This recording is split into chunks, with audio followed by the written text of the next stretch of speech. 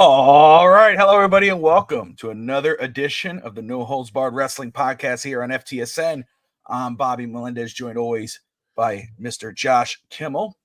We took last weekend off. We took a break. We are back.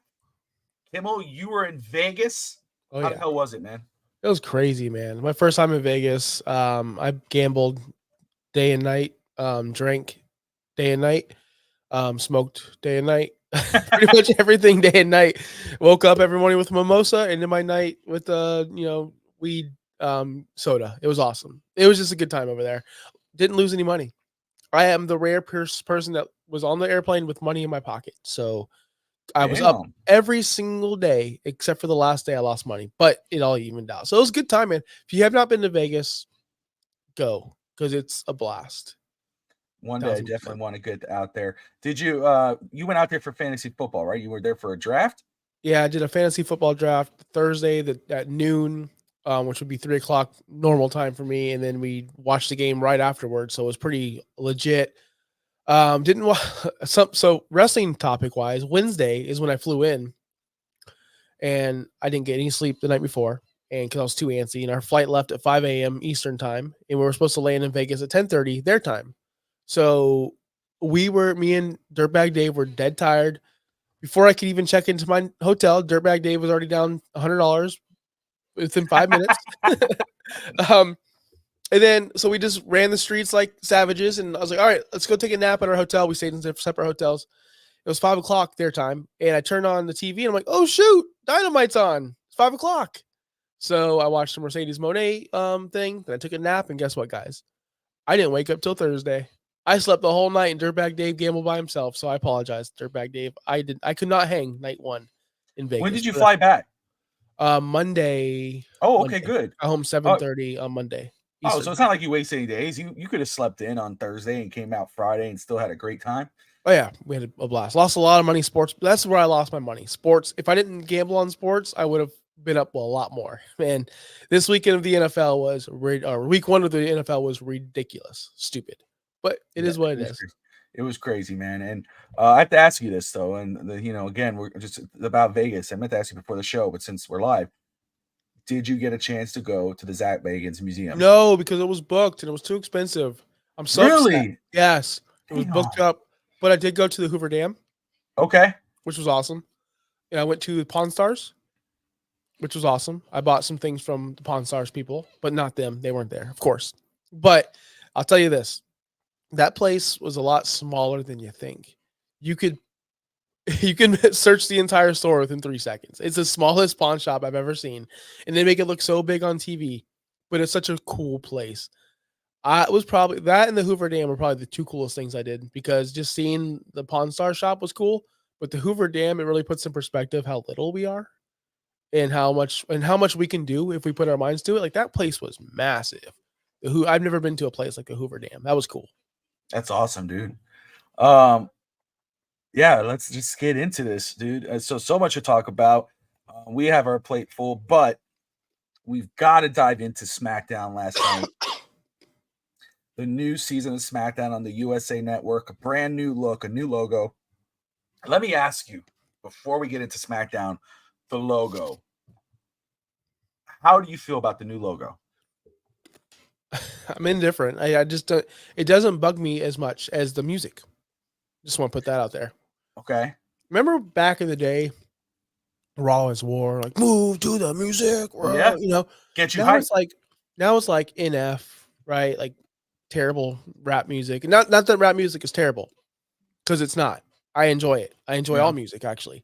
But for a wrestling show to get me into it, that theme music was awful. Yeah. Well, I didn't, I didn't even, I tried listening to it, but it was like 1, 2, 3, 4, 5, 6. It was counting literally. And I was like, the logo for me, I'm with you 100%.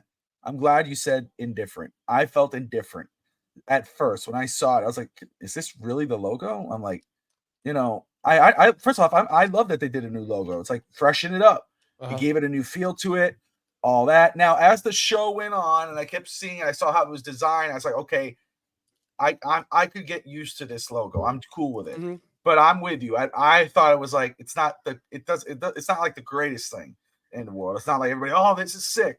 I don't think it's sick. I think they could have put a little more work into it, but not bad. And full disclosure too, for those watching, Josh, you are getting over something. Oh yeah, I'm sorry. I'm sick.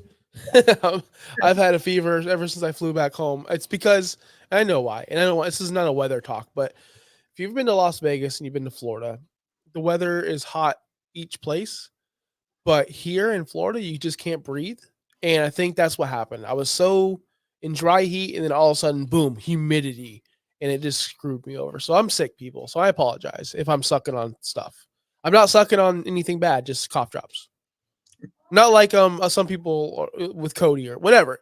We'll get there soon. Oh, damn. We'll get there Shots soon. fired. Don't worry. Don't worry. Hey, let's just talk about the first match on this card. Cody versus Solo Sikoa to open it up. The undisputed championship on the line, cage match. The cage was lowering. They got the fireballs in the air. They're really making it feel like this is a big match that's about to go down. You kind of had that suspicion it may go a Vince McMahon style with a lot of interference or something to stop it midway through. Never happened. These guys, let me first say, for me, that may have been Solo Sikoa's best match for me. Of all time? I enjoyed it from start to finish. My goodness, this dude put on a show. He felt for real. Obviously, Cody is Cody. We could joke, we could say all we want, or not joke, whatever, but we could say what we want about Champ as the champion. But Cody obviously is going to put on a banger when he's with his guy. But Always. Solo put it up. I mean, I really thought he looked like a main eventer in that match. The spots they did off the top, the fan, they had to mute the fans like 5 times in that match. My son was saying, "You deserve it." He was going, I heard him in the living room as I was taking care of stuff in the room. Wait, they muted him? They muted the fans, yeah, because the fans were saying, holy shit, holy I was shit. watching the YouTube feed that on USA Network or maybe WWE. They had the full match on YouTube. I never heard those chants. They must have cut them out in the YouTube feed, yeah. Oh, so you see, they probably edited those out, but they did mute because who was it? It was it's Michael Cole and who's the other guy that talks? Corey Graves. They were talking throughout that match, and they were making some good points. All of a sudden, they would cut out too because they were cutting out the fans. So, and people were complaining on Twitter about it and everything else. That's only the one thing, because again, the crowd acting that way makes the match. Even though we knew how when you're watching it on screen, you're like, this is a freaking good match. This is cinema. We're watching cinema right now. But when you take out the crowd, yes, it loses something. That's why, we could go on about what's the greatest match of all time on WrestleMania. Macho Man versus Ricky Steamboat, Hogan and Andre, Taker and Shawn Michaels. A lot of people will say, or there's, I'm one of those guys who are like, man, this match is up there, which is Hogan Rock. Not because it was some sort of spot fest or something. It was still entertaining in regards to these two guys in the ring knowing how to work the audience, but it was the crowd that made that match great. The crowd reactions and everything. And imagine if they would have cut that crowd out of that match. It would have muted it. It would have killed the match. So that explains a lot. When I was watching the match, I was like, wow, the crowd is dead during this match. Go watch the YouTube feed if you haven't watched the match yet. The crowd was dead. And I'm like, this is crazy because this is a great match. And the crowd seemed dead. They would get big, OTC, we would hear that and all this other stuff, but I would never heard anything get cut out. But I heard a lot of dead stuff. And I'm like, gosh, because to me, as a viewer of wrestling, I look at cage matches in a different way. I don't like them. It takes me out of the match. If you're there live, you really can't see what's going on because there's a cage there. Even on TV, I don't like it. I'm not a fan of cage matches. So it kind of takes me out of it. And I'm like, well, these fans really out of this match because the match was awesome, even though it was a cage match. So I guess YouTube, they decided to just cut everything out, which you should let it go on YouTube. Honestly. 100%. And then, see, that's a great point about cage matches, because wrestling nowadays, it's the same thing as Hell in a Cell. It sounds nice. You're going to be in a cage match. Back in the day, that meant something. When you were in a cage match or Hell in a Cell, it meant something. You should be scared, or if you're a fan, you should be freaking going crazy. they don't utilize the cage like they used to. It's not a weapon like it used to. They might throw you into it, but it's not a. This match utilized the cage. Cody bled. I mean, they were violent. The Solo running back and forth and slamming his ass into Cody's face into the cage. The suplex off the cage. That was bananas, by the way. That was crazy. Dude, it was, and it's what I love about these guys, especially because you got to give them all the credit. What they were able to do with Solo Sikoa, all the doubt. Again, if there's one fail thing for me with WWE and Triple H and Paul Levesque is how they've booked Solo Sikoa. The lose, and he lost last night, but he came off like $1 million in that match. He sure did. He came off as $1 million. Like even when he lost, I was like, you could tell they were proud of it after the match. And of course what I love more, there was no real interference. There was no interference. There was no interference until after the match when everybody showed up, which I thought was really cool. There was like rabid dogs showing up all around the cage. Go ahead. I liked it, but I have a nit to pick with that. Okay. That's why cage matches are obsolete to me. You see how easy they got into the cage within seconds? Why didn't they do that? It's no disqualification. Why didn't they do that to start the match or in the middle of the match? They got in instantly. Put a roof. WCW used to have a roof on the cage. Yes. You need to have a roof. Because what's the point of a cage match? I understand the escape factor. Like, escape. I get it. That's part of the whole cage match experience. But if they can just get in 3 seconds like they did, then what was the whole point of this cage match? Because they got in. They still got in. Even though it was after the match. I get it. But, and again, I'm not taking anything. The match was phenomenal. It was really, really, it was Solo's best match. And the best match I've seen with Cody in a while. To me, I liked it a lot. But what's the point of having a cage if you just get in? I think they need to add a roof. That's just nitpicking, though. That's nitpicky. I think that's fair. I will give, I'll say the nitpick thing for me was I'm glad it would have been a big one if he would have hit the crossroads one time and beat Solo 1, 2, 3. Because you know how I feel about that with the whole Kevin Owens. He hit it twice. All of a sudden, Kevin Owens woke up and stuttered. Yep. And, so when he hit the crossroads the first time, I was like, don't you dare win this match on this. And then Solo kicked out. And then, of course, he hit it one more time, got the victory. It was great. What I loved, too, was when Solo plugged him into the corner right by the door. He pushed him to the corner. And then he ass smashed him in the corner. And Solo walks off all like this. And you see Cody go, pushes the door and starts to crawl out. I thought that was the most cool. I thought that was the funniest, coolest thing. And it's genius. So because there's a lot of time you go, dude, the door's right there. Why don't you just get the hell out? Yeah. It was like those little things stood out to me. Yep. Yeah. And the end of the match, of course, or not the end, but the very, very, very end of the segment when Roman came back. That was cool. We all expected it, right? We all knew it. We all knew this was leading to a tag match between. I don't know, because I'm not going to lie to any viewer or to you. That was the only thing I saw on SmackDown. I didn't see anything else. I'm assuming they're going to set up a tag match with Roman and Cody versus the Bloodline. They did. Okay. Later that evening. They did set that up. At first, Cody had no interest in doing it. I'll just speed through because let me just walk through very quick. After that match, let me run through here very quick.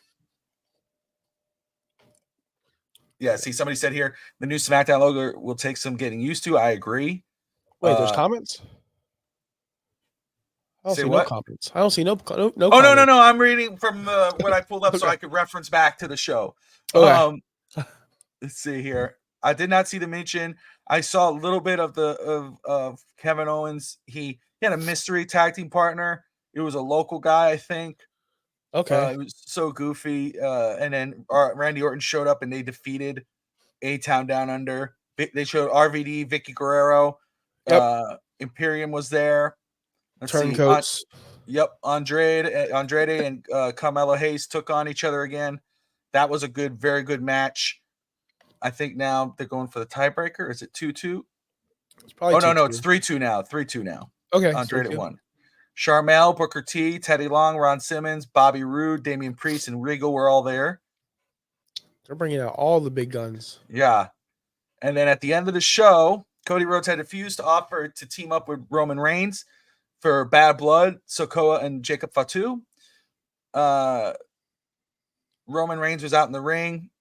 That was pretty cool. It was a cool sight where he put his finger up. He said, I'm not the OTC. I'm not only the OTC, I am the tribal chief.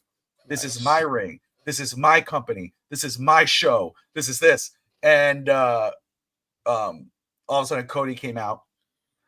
And what was crazy was there was no real pop for Cody when Roman went like this in the ring, he put his finger up real slow. The whole arena put their fingers up. It was one of the coolest shots in wrestling. Cool. And but when Cody came out, when Roman was saying that, the crowd did not really pop at all. They were already cheering for Roman. You kind of see them, and the fans kind of like, it was kind of crazy to see Cody, who's one of the hottest guys in wrestling, and with the crowd.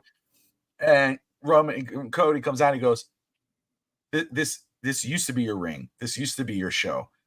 Used to be whatever. This hasn't been since WrestleMania. So you kind of see a little bit of tension there. They're kind of playing that off. But eventually, Cody agrees.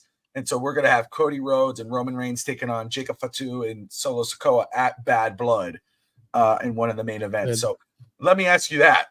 I know you didn't see it, and I know you'll follow up on it, but how do you feel for that being one of the main events? So on Real Talk Wrestling Thursday night, I was with Clutch, and I brought that up. I mean, it's going to be a tag match. Clutch thought it was going to be a title match, like as in like he's going to defend it against somebody. I mean, no. Cody's not going to defend it. He's like, what's Cody's hometown? Yada, yada, yada. He's got to defend it. I'm like, no, that doesn't make sense. So I'm happy that they did this because it doesn't make sense to throw in some random loser. You know, Kevin Owens turning heel. All this, it wouldn't make sense. This is the only path that they should have gone on. And I think this has to lead to Rock. I know I've been saying it forever. How many times, Bobby, have I said it's got to lead to Rock? It's got to lead to Rock. So now it has to lead to Rock coming back and going, Roman, you side with this guy over your family? And this is what's going to eventually start the feud that we all want. And I'm okay with it. It's cool to get Fatu in the ring with Roman. That's going to be awesome.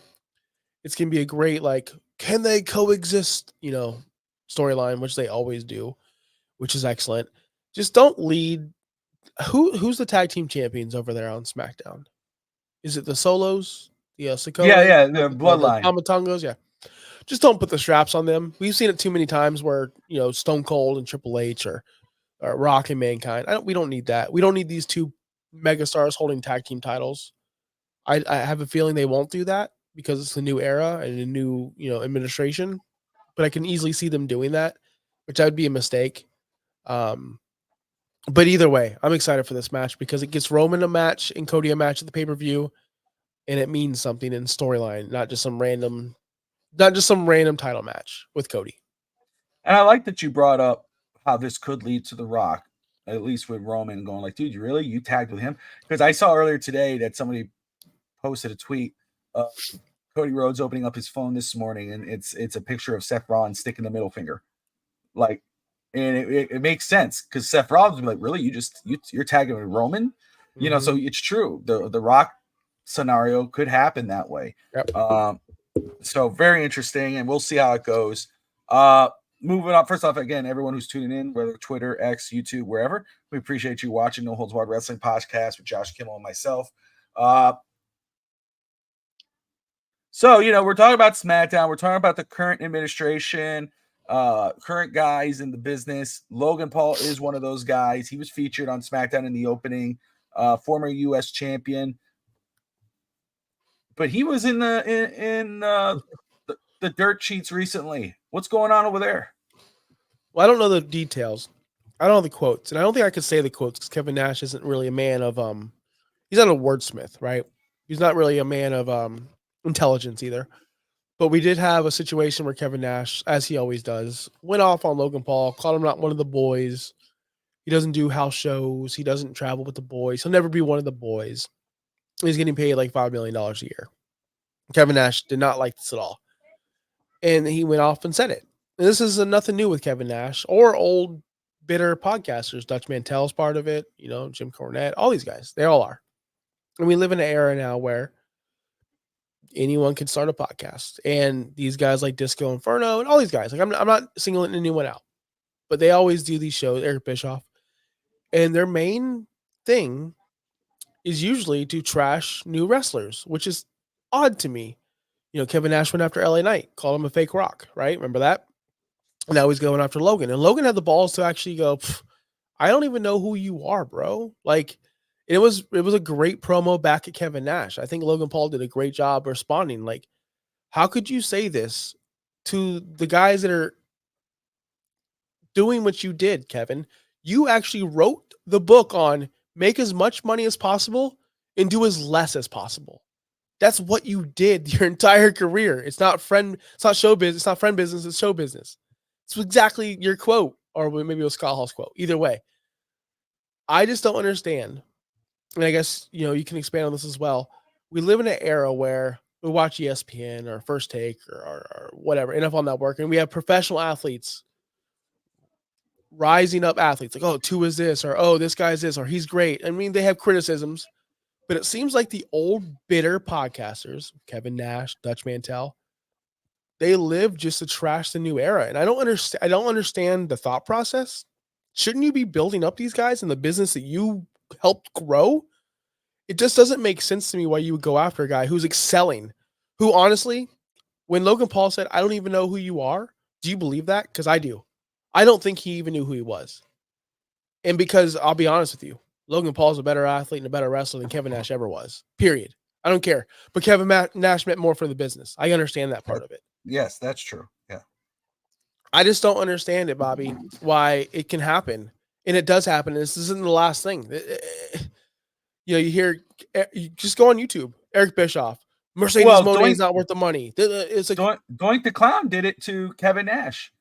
A while back, Doink the Clown went off on Kevin Nash and told him, and we're Doink the Clown, I forget the actual wrestler's name, but he's passed away. But because Kevin Nash used the word fake, and he got pissed, and he said it wasn't fake to my dad, it's not fake to me, and you've never blah blah blah. And Kevin Nash was like, really, so it's kind of like, dude, you don't remember that.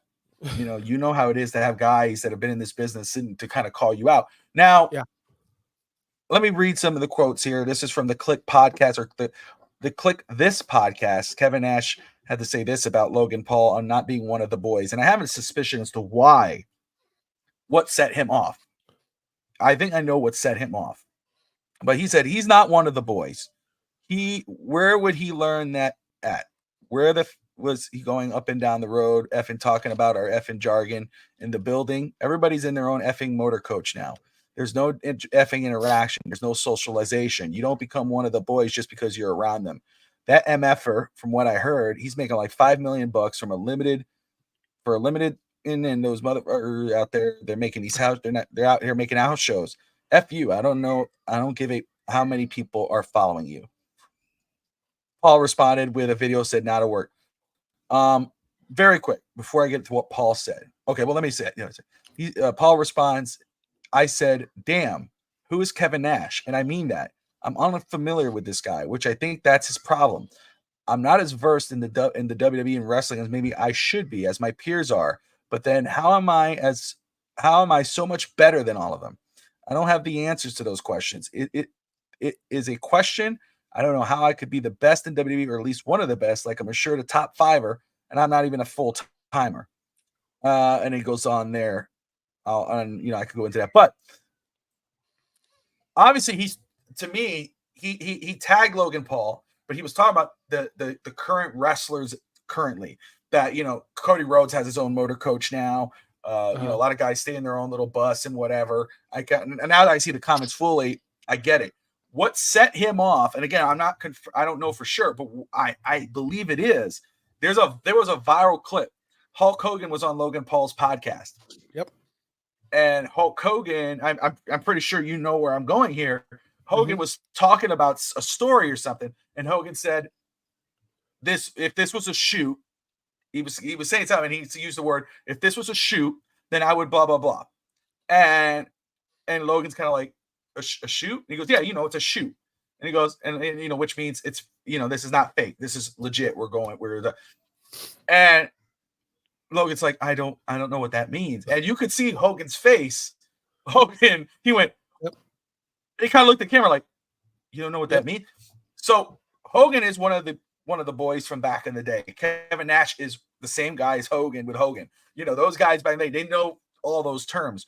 So to hear someone like, I guess, Logan Paul, who's one of the top guys in the business, in the ring and all this whatnot, not know, it kind of like smacks you in the face. Yes. Am I do you think I'm on the money here? Where I think that's where it came from? You're right on the money. And it's like, so you're going to condemn a guy and go on your well-known podcast, not as much as Logan Paul's, might I add you, and say, oh, he doesn't know a term. Like, who cares? Like, honestly, who cares? That's not even a term that's used in professional wrestling. That's used from the IWC, the losers like me, and all the losers on X. And like, oh, it's a shoot, brother. Yeah, of course the professional wrestlers use it, right? But it's known as when someone does a shoot, it's not a good thing. It's not like Michael Cole's not going, that's a shoot, brother, like on live TV. Who cares if he doesn't know what a shoot is? Guess what? He does know. He knows how to throw punches. He knows how to do frog splashes. He knows how to sell. He knows how to tell a story. He knows how to cut a promo. Who cares if he doesn't know what a shoot is? That's good that he doesn't know what a shoot is, actually, because that means he's not toxic. That means he's not trying to shoot on people. He's out there just doing his job, being the best at it, by the way. And when he said he was top 5, people are like, oh, come on, bro. I'll ask you this. What would you rather see? A Logan Paul match or an Austin Theory match? Logan Paul. Exactly. And the list can go on and on and on. And that's not against Austin Theory is a really good good performer, no doubt. That's not, again, this is nothing against Austin Theory and those guys, because those guys are great too. I really do believe that. But Logan Paul's must-see TV, always. And the fact that it's and Kevin Nash, I'm speaking to you, I know you'll never see this. It bugs you so much that he's bringing viewers into your business. There's some people that watch the Logan Paul matches just because they know who Logan Paul is. And you think that's a problem? That's not a problem. That's good for the business. That's healthy for the business. It's a Taylor Swift situation. Except Taylor Swift doesn't go on the field. A lot of people, the viewership went up for the NFL because Taylor Swift is there and people want to see it. That's why one of the promos I saw, which it was like, what the hell is this? But half the promo, one of these NFL promos I saw, literally 40% of the highlights they were showing was Taylor Swift in the booth. So it is Logan Paul, even though he actually goes out there, puts on a show, kills it. Listen, I'm not a fan of Logan Paul off camera, out of the ring. In the ring, and I don't know him, so I'm just saying from my perception of what I've seen of him. Yeah. But in the ring, he is one of the most exciting guys to watch. And you're right. It's not just like, let me do these Will Ospreay flips, blah, blah, blah, blah, mean nothing, blah, blah, blah, blah, punch, come back. No, I went there. It's a story. Him and Ricochet jumping off the ropes, and how he could carry himself on a mic, how he tells a story as he's in the ring and he's doing these matches. To me, this screams what you said in the text message. You texted me this. It screams bitter old man. It screams, back in my day, we respected the business enough to know what these terms meant. Back in my day, well, here's the problem. And you know me, I'm a big fan of Kevin Nash, Diesel, The Outsiders. I would tell you, if you would ask me, who would you rather see, Logan Paul in the ring or Kevin Nash? Prime, I would rather see Kevin Nash. That's just me. But here's the problem with Kevin Nash. Here's the problem Kevin Nash needs to realize.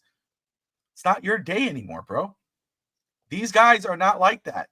This is a more laid-back environment. They don't have to all hang out with each other. They go there, they do their job. It's kumbaya. They go in the ring, they put on a show and get out.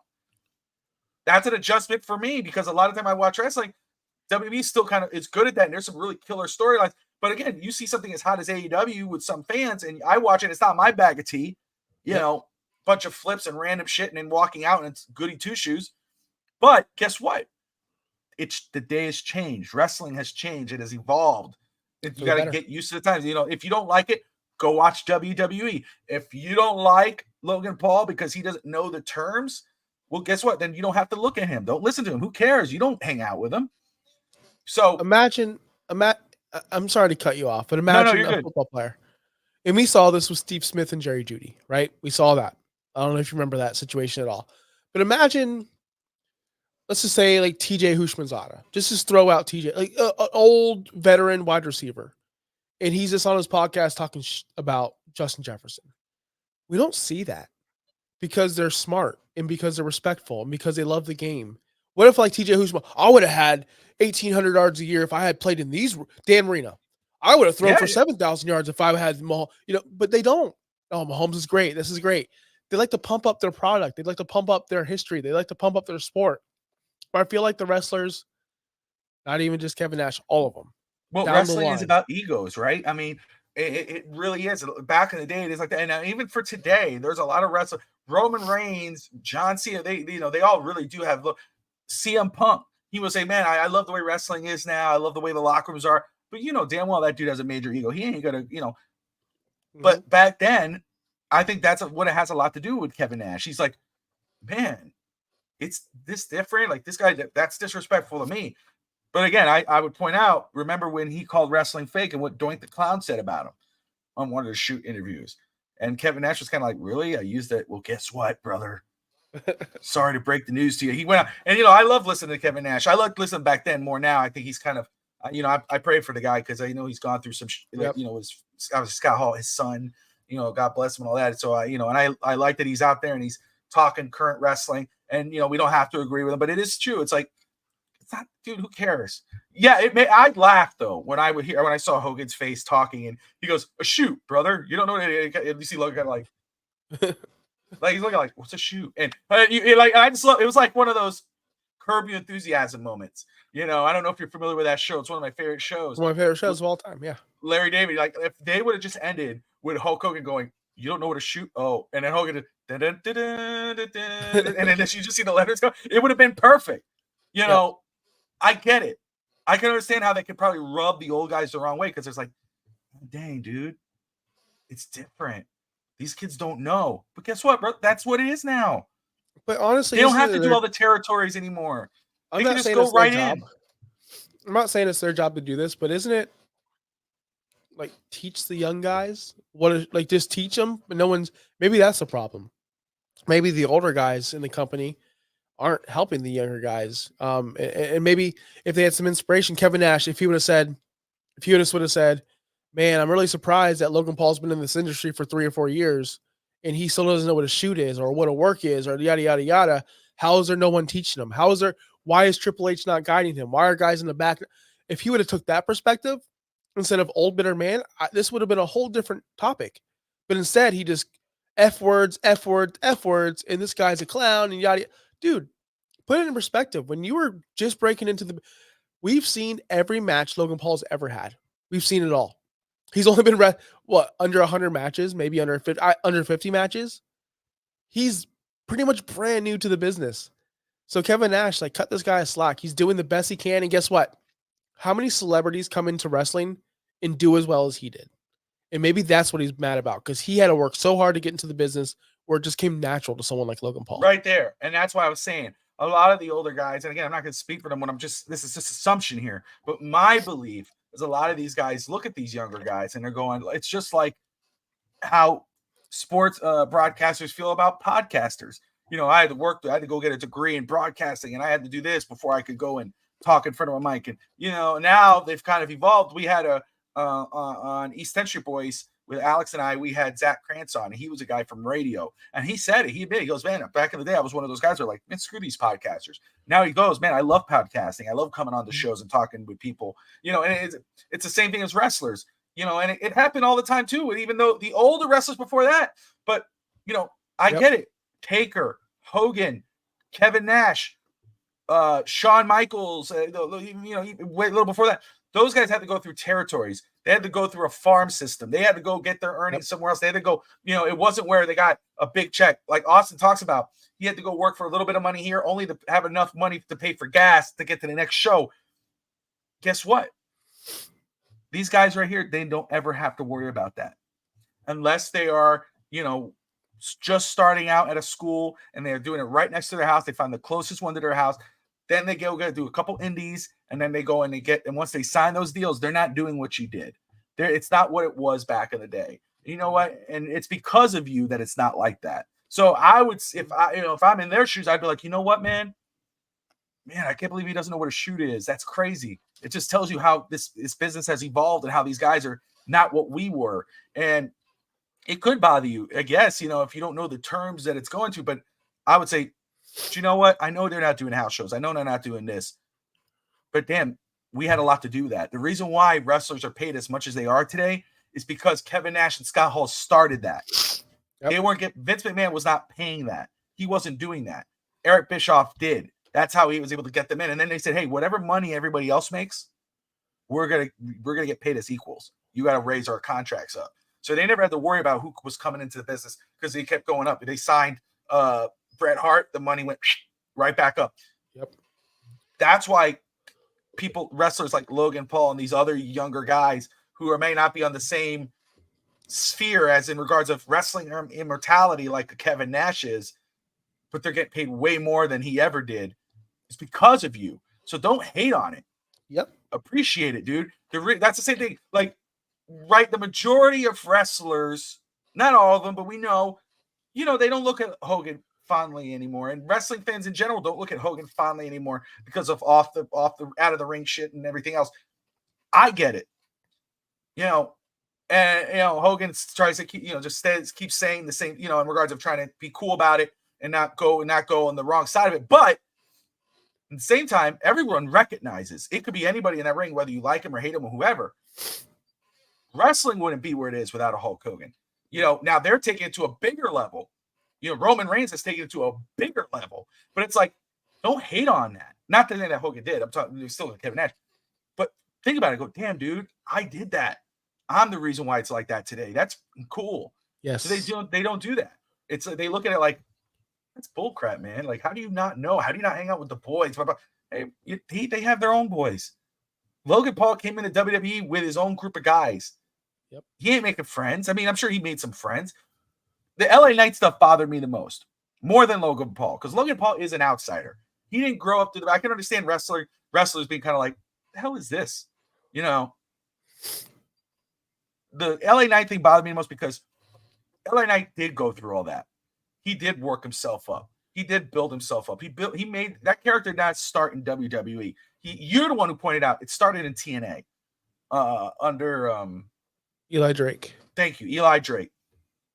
Probably started before that, but that's the first time I saw him. But but we know he worked his ass off to get to that point. So to go out and go, oh, he's just being The Rock. He's just being this. Again, go to the most famous guys, wrestlers, and whatever. Hogan was not Bruno Sammartino, excuse me, was oh my goodness, was Dusty Rhodes, and he mimicked oh my god, I can't believe I'm forgetting his name. The guy, he had a handlebar mustache, shoot, a black thing here. He was bald. I can't believe I'm forgetting his name. I'm not that old, Bobby. Well, I mean, he's pretty famous. I mean, I'll remember his name, but anyway, that's what it's made of. The Rock. His style of wrestling, his punching especially, was Scott Hall. Yep. He mimicked Scott Hall. So it's like the best form of flattery is mimicking, or whatever you call it. It's like you're copying. So I don't know. I agree with you 100%, and I'm a big fan of Kevin Nash. I ain't hating on him whatsoever, but it did come off as like, come on, dude, you're just hating here. There's no reason why to go off on this guy like you're doing. Yep. There's nothing else to say. Kevin Nash, be better. Be more positive, man. We need more positivity in this world, honestly. Yeah. Let's talk about your girl. Let's say here, Christoph, Crazy Dolphin, and Justin in the house. We got almost 47 people watching. Appreciate you all tuning in right now. Watching No Holds Barred Wrestling Podcast. Josh Kimmel and Bobby Finstock. Didn't change my name. That's my Twitter handle and my Dolphins content creator name. Let's see. Crazy Dolphin. I watched The Undertaker pass the torch to the late Bray Wyatt, pass the torch Nash. Yeah, he should be proud that the path that he made for the younger generations. Absolutely. You know what? Kevin Nash told me who he was when he wasn't there for Sting's last match. That's all I'll say. There you go. There you go. Well, he was what did he say? He said he was loyal to WWE, right? Who cares? But is that what he said? Wasn't that his reasoning? Pretty much for Paul, for Triple H. But still, that's Sting, dude. It's a legend. I'm sure Triple H would understand. Yeah, Bailey was there. Bailey was there for Mercedes Moné's debut. Yeah. Justin Tony, I agree. Felt like Nash was being too hard on Paul. Let's talk about Mercedes Moné. And she just had a picture with Bailey recently at some kind of premiere or something that was pretty cool to see. I wish Bailey was the champion because that would have been great to see the AEW Women's Champion or AEW champion. She's a TBS champion. She's not the world. TBS. Sorry. She should be the AEW world champion, but she's not. Honestly, I lied. I'm lying. Mariah May should be. She's one of the best ones. I think What I've seen from Mariah May, from the little that I've great. seen of AEW, love what she's doing. Her and Toni Storm. She's top 3 women wrestler right now. Yeah, she's great to watch. No doubt. With her, the segment where she smacked the shit out of her mother, I was like, yeah, she's pretty good. You know, she's really taking it hard. Monet should be the paper champion. She should be like, hey man, she's trying. It's hard to succeed in that environment over there in AEW right now. It's hard. It is. No doubt. It is hard. So let me go ahead and read off what she wrote or what she talked about recently with AEW. Let me see here. This past weekend, AEW All Out pay-per-view featured several moments of extreme violence. This is from Caged Side Seats, with the most notable one occurring with Jon Moxley betrayed and wrapped a plastic bag around Bryan Danielson's head for over 1 minute in an attempt to suffocate and kill him. In the latest issue of Monet Magazine, Monet Mag, AEW star Mercedes Moné admitted the angle was tough to watch. These are her quotes. All Out was extremely violent, and honestly, Daniel Bryan's stuff was tough to watch. I have mixed emotions. When done right, that kind of stuff can tear a roof off like Daniels did. However, I wouldn't want my brother Joshua to watch stuff like that, or kids for that matter. Let's face it, wrestling is multi-generational. When I do signings, I greet so many parents and their children. Growing up, I didn't have a father. So it especially warms my heart to meet families and hear how much their wrestling, viewing experiences, and memories mean to them. Then again, there is an audience that loves the extreme, and you want to cater to them too. It says here, Mercedes was careful not to point the finger at AEW for the extreme violence on the show. When you see your favorite stars going to the extreme, you may want to blame the promotion. Honestly, though, it's the talent who usually make the calls in the ring. While I credit talents who go to the extreme in terms of violence inflicted upon themselves for their passion and courage, I also want talent to have the longevity and to graduate from this world healthy and able to function. Our bodies go through enough with all the bumps, not to mention the travel and the schedule. Personally, I'm at a place career-wise where I'd like to avoid extreme matches unless it's a true big value add to the company. And then she goes on. But anyway, I will say I get where she's coming from. I also get, too, where it's like, hey, look, it's okay to go a little far as long as it means something. As long as it means something to the story. Like, this would probably meant something. I thought it was a little kind of like, the hell, but still, it was a shock factor. But it does kind of get redundant with AEW. And I understand her saying, hey, it's a talent. With AEW, it is. They get the okay from Tony, but really, they're the ones who decide how far they go. It does get redundant. There was an AEW show here, Blood and Guts. I considered going, but I would have felt bad going if I didn't take my son. So I didn't end up going. Why? Because it's too violent. I'm not going to take my son. They don't really cater to the young fans, and that's okay. It's okay to, but it's like, dude, it can only go so far, because who would not want to go see Bryan Danielson wrestle, or Swerve, or MJF, or whomever? Who wouldn't want to go see those guys live? I would, as much as I'm not a fan of AEW's work. I would love to see those guys live, but I want to take my son and have those memories with my kids. Can't do it. It's not a kid show to me. I think it goes a little too far. I don't mind my kids watching a cage match with blood and whatever. I'm not meaning that. Like, oh no, blood is whatever. It's different. I watch other matches with them, but to me, that's like a little like, come on, dude. We're gonna go for over a minute with a bag over Bryan Danielson's head. So I gotta say, I'm proud of Mercedes to voice that and to offer a perspective of a professional wrestler to say, I understand it. I get why you do it if it means something, but we have to consider the children out there and the other people who are coming. So I don't know how it came off backstage with everybody else. I haven't seen that, but she was right on. And this is where, and that was her best look so far in a very long time. I think she regrets signing with AEW. Really? I think she regrets it, because look at it. And Justin in the chat says that she hasn't had a great match since Forbidden Door.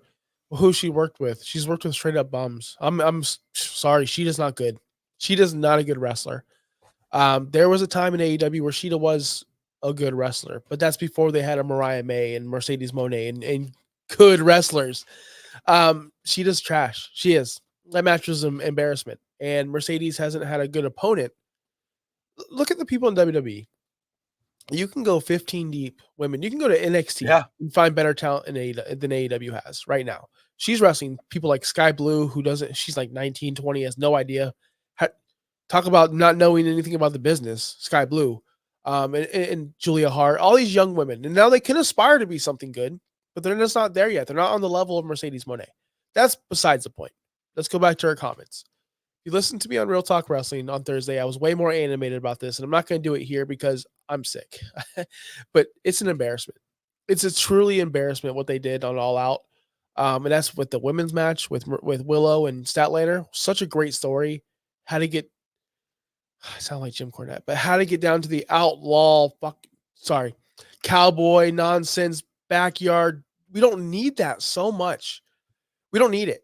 And it was that match. And then it was the Bryan Danielson getting choked out. Then it was the Swerve Strickland and Adam Page. It becomes, your brain becomes mush at some point. You go from a guy getting a bag over his head to a guy getting powerbombed onto a real life cinder block. Yeah. And then a syringe gets stuck down someone. That was so stupid. At what point does Tony Khan need to protect his talent from themselves? She said it herself. It's not always, yes, it is. It's always about the top guy. It's always about the boss. Who cares what the wrestlers want to do? Guess what? If I go into work on Monday and I go, hey, boss, I don't want to do this today, she's going to be like, I don't care. Do it. So if Swerve Strickland's like, hey, I want to get a syringe stuck down my throat and I want to be powerbombed on a cinder block, Tony's like, no, bro, that ain't happening. Or the headshot, the unprotected headshot.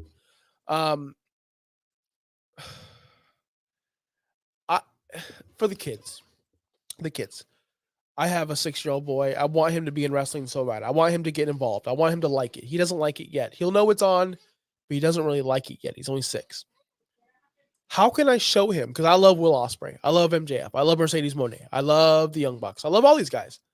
I've never, ever, I would show my son a PG-13 movie like that has some violence in it before I would even show them AEW. I just don't understand what's going to happen when they try to recreate that. Because Bobby, you know, you did backstage wrestling.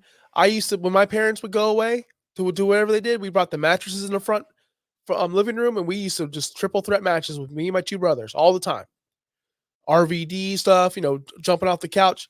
What's going to happen when a kid puts a bag over another kid's head? Just a Publix bag, just a regular Publix bag. Great point. That's on top of that.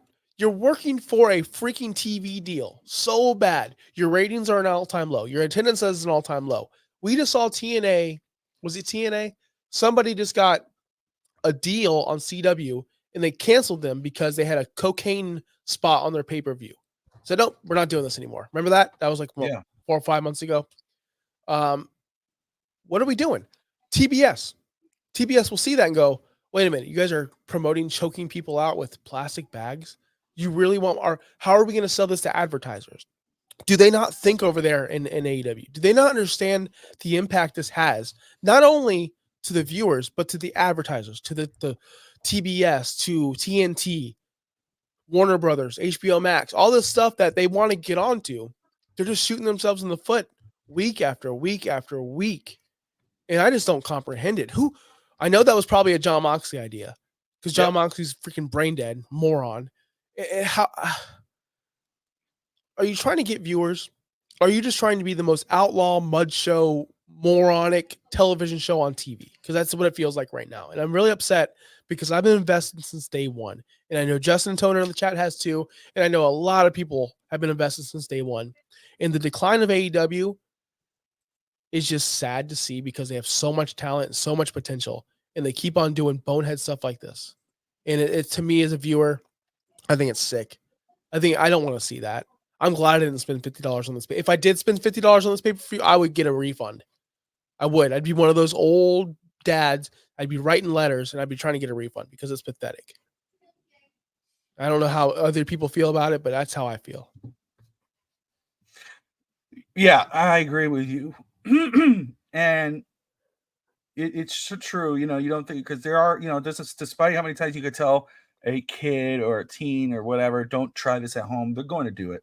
NWA. You know they're gonna stunner their brother or their sister or choke slam or suplex or whatever, and that's bad enough. The chair shot, you get a pillow, you get a thing, and you're right. I mean, again, I was one of those kids, dude. We put up straight up shows, backyard wrestling, the Extreme Wrestling Federation. I was the immortal Robert Michaels, 14-time world heavyweight champion. I was legit. I did it all. Okay. That's how good. That's why I'm all messed up. That's why my hips bad. But still, I don't give a damn. I'll do it again. But we did crazy. We jumped off roofs. I was thrown off a roof, running into things. And of course, we were little, we knew who was going to win and we didn't go too far. We knew like the only one time was when I was pedigreed. That was my finisher, by the way, but I was pedigreed on a piece of wood that was right next to cement. And usually what I would do, once I jump up, I let you go. So that way you protect yourself. As you come down, I just touch your back. That's it. My brother didn't let go. My brother held me and it was like, just like this, So, and I remember a flash. So I probably had a concussion. It's probably up my neck, that was the thing. But it's like, I remember suplexing my brother on the back of one of our old vans, and we had but we always knew we had a whole TV production. My mom still has the tapes. Back then they hated it. Now they love it. They're like, they watch and we laugh and shit when we're down in Miami. Uh-huh. But if I was, and I'm probably not me, but maybe my brother or whatever, whoever's a diehard John Moxley fan and you're watching that, the next thing you're going to do is make sure you have a Walmart or Walgreens bag in the back. If you're playing around with your brother, and for 1 minute, you're going to have a bag on him. And if he's not aware, like obviously probably there was some holes in that bag somewhere that allowed him to breathe. But if you don't do that and he's not aware to fucking pop a hole in the mouth, some kid's going to get killed. Mm-hmm. So I'm going to say it's very I mean this with respect and whatever, but you come up, you're a jackass. That was a stupid spot. That was an unnecessary spot. Yep. You could have made it more known. You could have done something that was obviously fake, but real enough that you go, oh, damn. Oh, shoot, dude, they're trying to kill him without actually trying to kill him on live TV. And honestly, it wasn't like extreme like he was, because he did that back in the day. He wrestled for a real extreme wrestling where they smash you with glass and everything. I mean, it's on Dark Side of the Ring. One of these stories about one of those wrestlers, and Moxley was a part of that. He was in that. He was involved in that. So he wants to get back to that or implement that. But it's like, dude, that's the stupidest shit. I'm sorry, things that, out there to me. It's like, there's no purpose to that. It doesn't do anything for me. And unless you're wrestling in the back of a barn somewhere in the middle of redneck country or whatever, where people would board and they get excited with blood and guts or whatever. Okay, do it there. But guess what? For real wrestling fans who grew up watching this stuff, that ain't doing a damn thing. It's stupid. It's messy. It's ridiculous. I'm not invested in you. It doesn't make me invested in you. Nope. This is the last thing I'll say on it because I want to get to the PWI list. Yeah. If I was a dad who didn't really watch wrestling, which my dad was, my dad bought us all the pay-per-views. He didn't watch with us. We were young, 11, 12, whatever. If I was a dad who bought this for my son, which my dad did for us, I'd never buy another one for my son again. Or my daughter. I would never say, no, I would say, you can't watch this. You just can't watch this. This is too much. This is rated R stuff and you are a child. Now, they don't appeal to children. They're not well, guess what? That's why your ratings are down. That's why your attendance is down. Because like you said, I'm not bringing my family, my daughter, not bringing my wife, I'm not bringing my kids. But guess what? When WWE's in town, I will. And I always have. In AEW, you've never been to an AEW show. The crowd is different. I'm not going to speak to all AEW shows, maybe just mine. But when MJF was talking about he's a Jewish person and he's getting quarters thrown at him, we had people chanting "F you, Jew," and that's something that you don't hear in a family atmosphere. And this is a different crowd. They're just a bunch of neckbeard losers, honestly, and I can't stand it. So let's get to the PWI list if you don't mind, because I don't want to get in more trouble. No, I'm with you, and I agree with you 1,000%. And I wouldn't want my kids to see that. So, let's move on to that. And so PWI, I think it's been a couple, at least a week or 2 weeks since they've released that, but I thought it was a great thing to talk about because they released their top 500 professional wrestlers. Excuse me as I pull this up here, guys. And I didn't even realize no women were on here, but Josh enlightened me that they usually go men and then women. So they got over 500 wrestlers. The 500th best wrestler in the world is Who's Mr. Irrelevant? Shark Blue Boy. Cane. Memes, also known as Blue Cane. I don't even know who that is. You don't know 500 wrestlers. This list is, to me, Justin Toner probably knows. I read the list every single year. Yeah, they'll do the top women later. I tried to tell Bobby that before the show. These lists are ridiculous to me. 500 wrestlers. I'm sorry, pal. 550 is good enough. We don't know who Blue King is, but it's cool to make the list. Chris Jericho's talked about this many times, and other wrestlers have. Making that list is important to them. And even though they're unknown, if you make that list, it's cool to them. So I get why they do 500. But we're not going to talk about the whole damn list. That's a lot of people. That is a lot of people. We ain't doing all that. But so I'm gonna open this list up. Start it off. We're gonna go. I think I put up the 45 wrestlers up on here. If there's anybody past that, Josh, you could bring them up. Well, let's throw these names up here. So right there, first top 10 wrestlers. Mystigo at number 10, Gunther at 9, John Moxley 8, MJF at 7, Priest at 6, Tasawa Nieto at 5, Seth Rollins 4, Ospreay at 3, Strickland at 2, Cody Rhodes. Looking at that list, what stands out to you the most, man?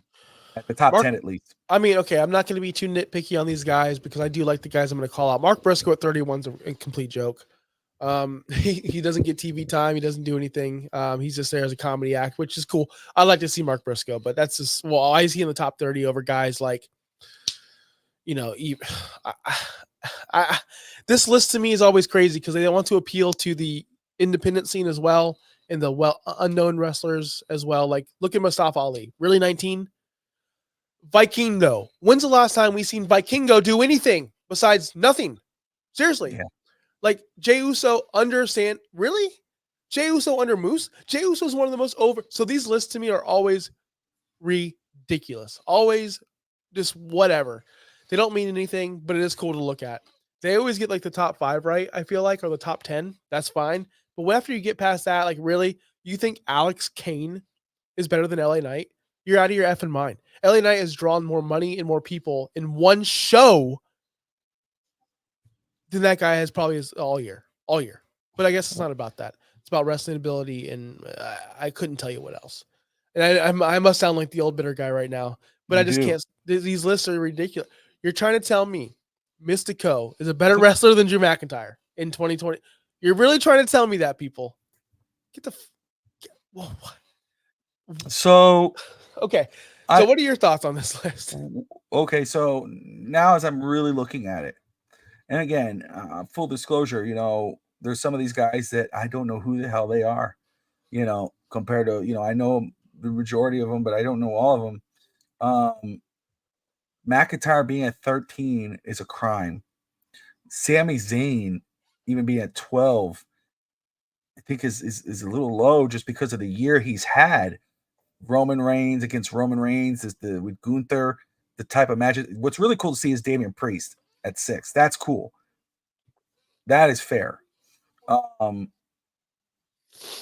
Gunther had a monster year. Where the hell? Why is Adam Copeland on there? Why is Adam Copeland at 26? I don't know. Why is LA Knight at 27? LA Knight should be higher. I don't know. Adam Copeland should be lower. Yeah. He got hurt and he's been out. Well, they do it it's a fiscal year. I think they do it from August of last year to August of this year. Okay. They don't do a full. It's not January through December. It's August from August because I think they want to do the whole WrestleMania season and all that. AJ Styles is 56. Yeah, it's just a ridiculous list, and they do this for they have stipulations and they have this person has a title for this long or this person did. Here's the thing: if you did it for real life, like if these people took it seriously, Moose would not be in the top 15 at all because no one knows who Moose is. Now I know Justin Toder, myself, yourself, we've seen Moose, but the regular casual viewer, who's Moose? What's a Moose? What's the most criminal thing on here? And there's a lot of criminal things now that I'm really looking at. It's really pissing me off. Who's missing on this fucking? Sorry, who's missing on? I'm sorry. Who's missing on this list right now? The Take a top look 40 at it and really look at this list and go, wait a second. How is he not even in the top 45? How is he not even in the top 2? Why is he not even? Who's missing? I'm taking a look and I'm like, okay, with Brian Danielson, check. Adam Page, he should be on there, check. Swerve, obviously, he deserves. So I'm just looking through the list. I'm like, wait a minute. And people are gonna hate on me for this, but I'm not. And I'm gonna blow your mind. Where's Rock? Where's Rock? Roman? Where's Roman? Yeah, where's Roman? Where's Rock? Rock should be on this list. Rock made a bigger Rock- impact than anyone on this list besides Cody. See, Justin just caught it. Where the hell is Roman Reigns? Yeah, where's Roman and where's Rock? Those people should be on this list. How the hell is Roman? Like, PWI just lost a lot of freaking thing. Wow. And to be honest with you, where's Joe Hendry? Well, Joe Henry, I had him on there. I mean, I'm looking at his name. That's who I was about to bring up. Joe Hendry is 51. Braun Breaker is 52. That's Randy ridiculous. Orton is 55. AJ Styles is 56. Kevin Owens is 58. Jack Perry 59. Hold on a second. Hold on. I'm going to find Roman. Solo Sikoa is 66. Ricochet 63. Dominic 69. Finn Balor 68. Yes. See, this is listen. Hold on. I can't. Alex Kane. Someone tell me who Alex Kane is, please. Alex Shelley. I know who Alex Shelley is. Chad Gable is okay. Here's your dude. Daniel Garcia is 87. Gable is 89. Jericho's 90.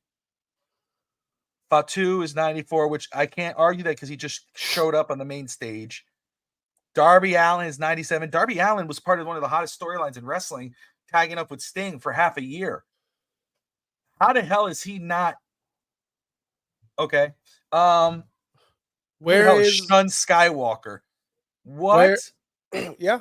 Where's Dom? Dom deserves to be on the 69. Dom is at number 69. How the hell is Dom at 69? Where's Solo Sikoa at? I don't see him on this list. Solo was 90 something. He was Solo Sikoa. I'm sorry. Solo was 66.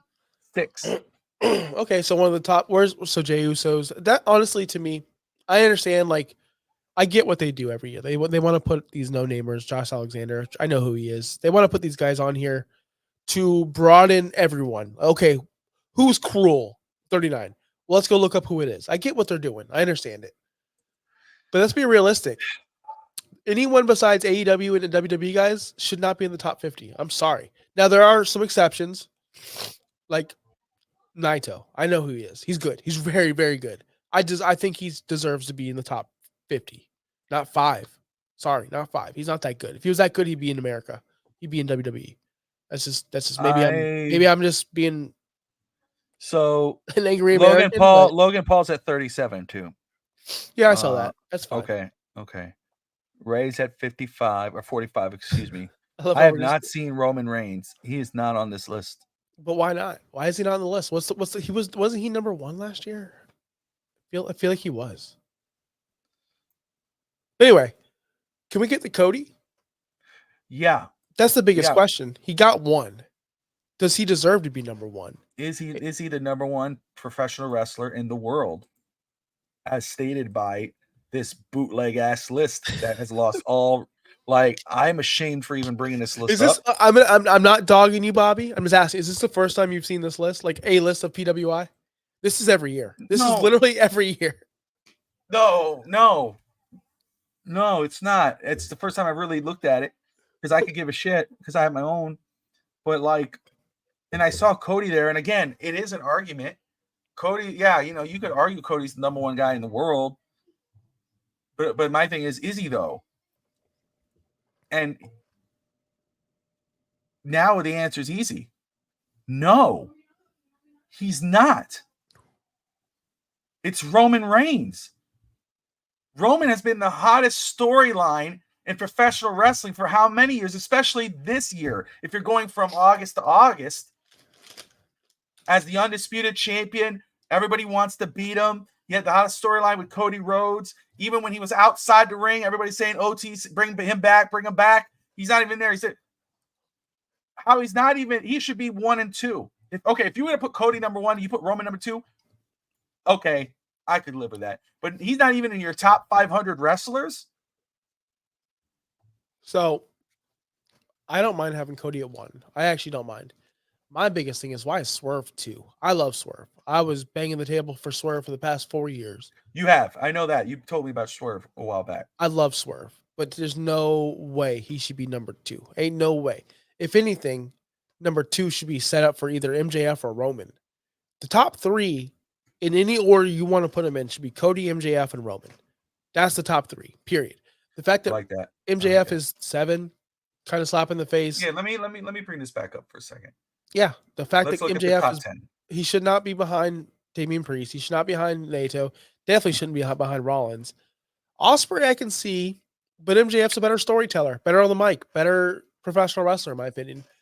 Ospreay could be in the top 10. I understand. He shouldn't be number 3. He should be take Mystico out, move Moxley down.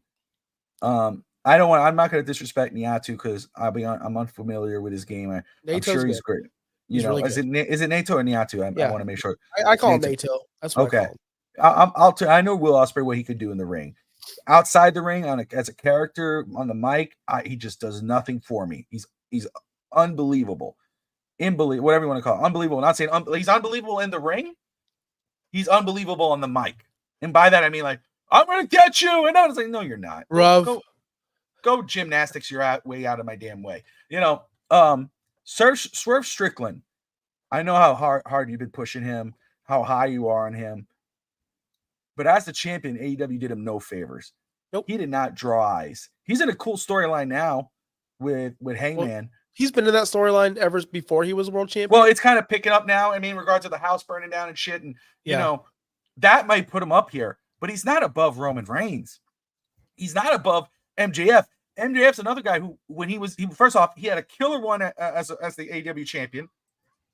He had a killer run as the AEW champion. When he left, people wanted him back. He had a killer run with the mystery of the guy in the mask. And then he came back.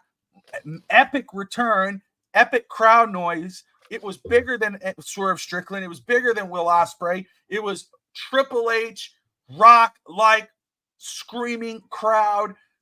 Then one of the top heel in wrestling next to Dominic Mysterio, the fans were going nuts. How is he number 7? I'll never know. How Roman Reigns is not in the top 10, whether it is maybe I'm missing him, but I didn't see him at all. How he's not in the top 10, how Jey Uso's not up there in the 12, 11, 10 range is beyond me. PWI, this list is a joke. It makes no sense. It's irrelevant. Whoever voted on it needs to find another job. They don't know what the hell they're talking about. Get guys who respect everything about professional wrestling, because obviously they don't. They're looking at the gym. They're looking at the high school in the backyard and putting that guy in the 15 list. That's ridiculous. This is ridiculous. How the hell you could do this? I love this guy's going nuts. It's so stupid to me, dude. Like, this pisses me off. I did not know this. If I had known this, of course I would have talked about this. This was about Cody Rhodes, because I was like, okay, there's a debate here. You know, I get it. I can understand people saying, no, Cody's definitely number 1, bro. You think about when he came in, what he's meant to wrestling, but of course, I get it. But there's an argument. It's like, is he though? Like, you know, because Roman has been there, and then you look at it and go, wait a second. Where's hell is Roman Reigns? Where's Roman? Where's Roman Reigns? Yeah. Okay. Okada at 21. Eddie Kingston at 20. What have they done? And Justin, please let me know in the chat. What has Okada done besides say the word bitch since he signed with AEW? Someone tell me, because he's done nothing. Christian Cage should be higher. Dragunov should be higher. Copeland shouldn't be on this. He should be way down. Well, see, I don't think Dragunov should be higher, because if you got guys like Adam Page who should be above him, and okay, who's the guy we were just talking about? Roman, of course. Who's the guy? Roman, Solo. They should all be on this list, but they're not.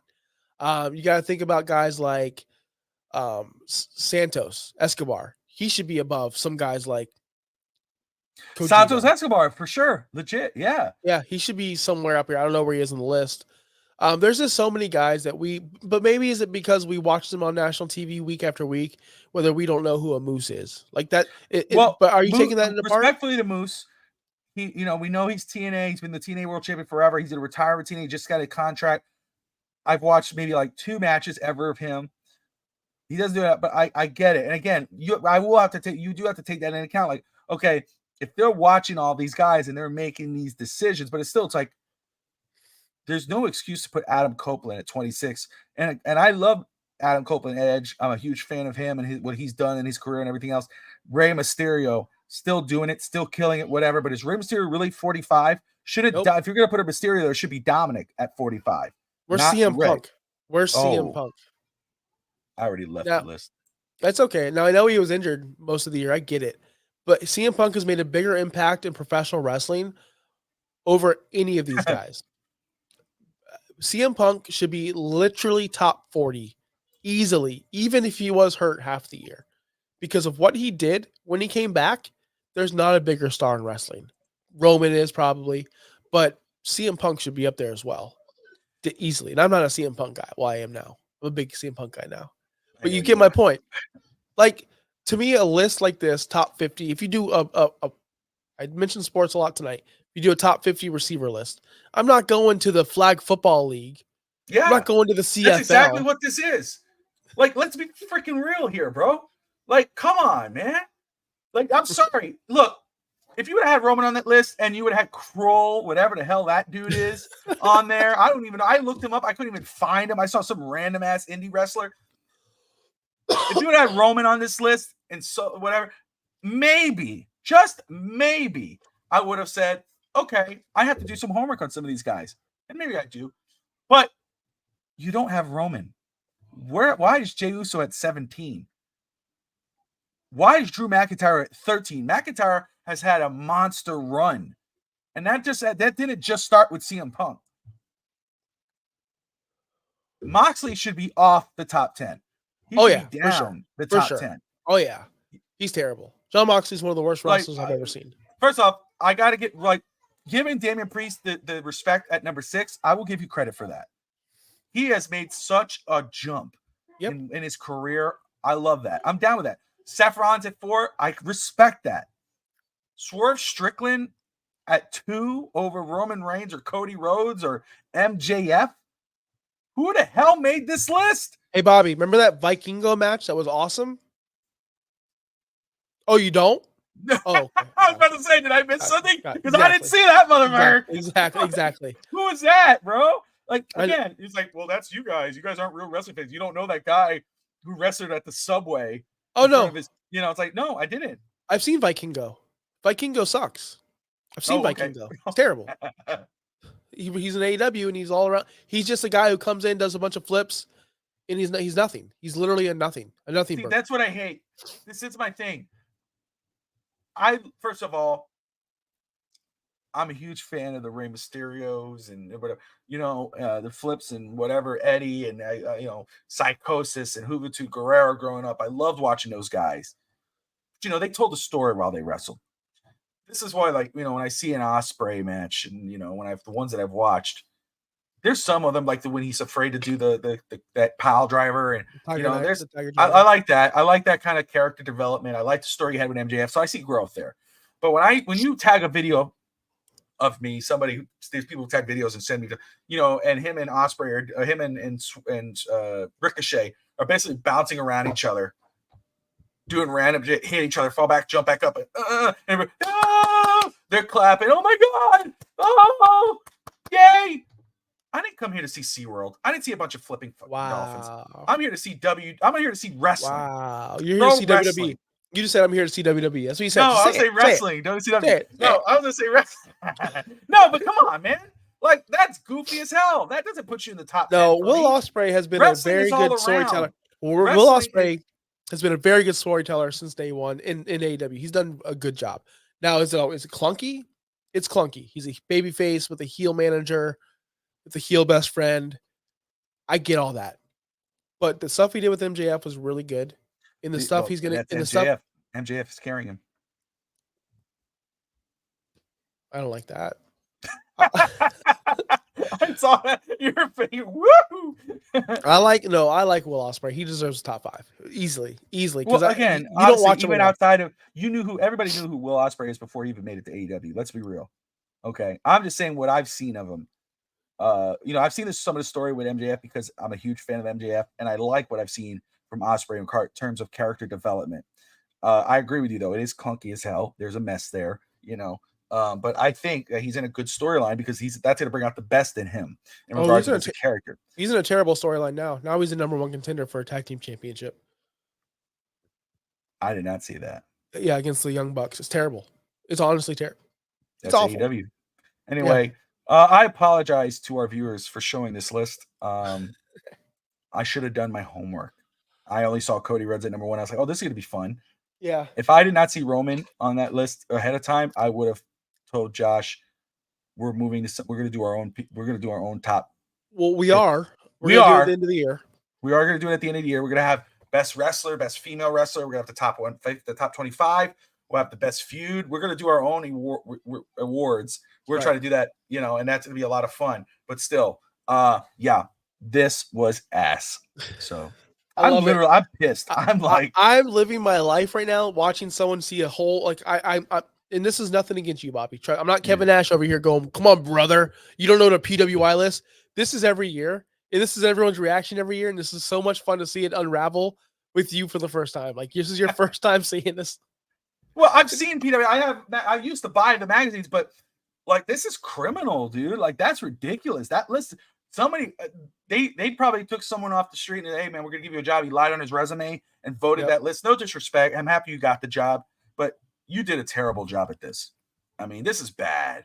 This was bad. If I was them, I would put Jack Perry somewhere. Doesn't matter where. And I'd put CM Punk 1 under him. Ultimate troll job. Anyway, we're about an hour and about almost 20 minutes in. This has been a lot of fun. I missed doing this last week. I'm not going to lie. I love doing the show with Josh. Yep. It's different. It's more laid back. We get I'm more loose on this show. I don't know if people notice if you watch other shows, I'm more obviously, with the Miami Dolphins, now the Tua Tagovailoa situation, all this whatnot going on. I know it is all over the place. I did a post-game, a pre-game, post-game. I did a show today talking about it. Should he retire? And of course, I gotta read all the statistics and everything and go over that. This show right here, first of all, it brings me back. It's nostalgic. It's professional wrestling. It's fun. I get to shoot the shit with Josh. We have a blast.